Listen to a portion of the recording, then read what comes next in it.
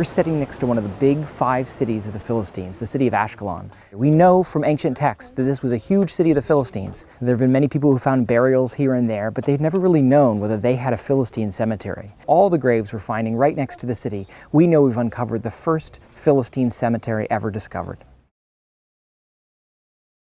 This cemetery is going to teach us a whole lot about the Philistines that we didn't know before. We've learned about their houses, and we've learned about what they ate, and we've learned about who they traded with. But now we're seeing the people themselves. We found beads before scattered in the street, or a lost earring here or there.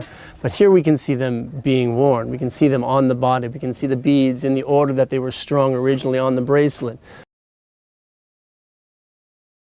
So when we actually find something in the ground, it's really exciting, and everyone, you get everyone to come over and figure out what exactly it is. Frequently, when people talk about the Philistines, they use the term Philistine to describe someone who doesn't love art or doesn't love music or is uncultured. And what we're finding already is that this group of people was trading widely across the Mediterranean. They were up to date with the latest fashions. And we find buried next to many of these individuals small little perfumes imported from far away that show their sophistication and taste even in death. We need to know things like what is found in association with these individuals. We're always looking for patterns. Are we seeing men with their hands in one position and women with their hands in another position? We're seeing people who had broken legs that have healed. We're seeing people who, as they went through life and they ate the sandy food around here, ended up with horrible tooth pain. And we're going to be able to understand the pain that they went through in their lives as well. And so everything from their joys to their pain we'll be able to see in their bones. And this is going to be a great leap forward in our understanding of this group, the Philistines.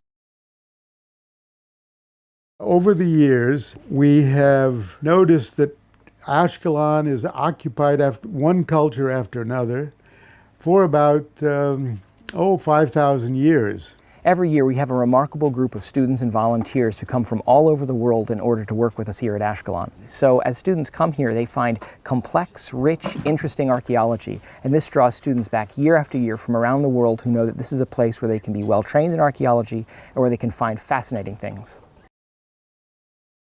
Impossible to imagine working with bodies that are over 2,000 years old, and these are people who have lived and who had lives and who had families, and we get to sort of now learn from them and look at a moment of history that hasn't ever been seen before, and it's absolutely incredible. It's definitely changing history in a big way, and when we have all the analysis done of everything that's in there, it will change it so much we won't recognize what has been claimed to be a Philistine burial custom.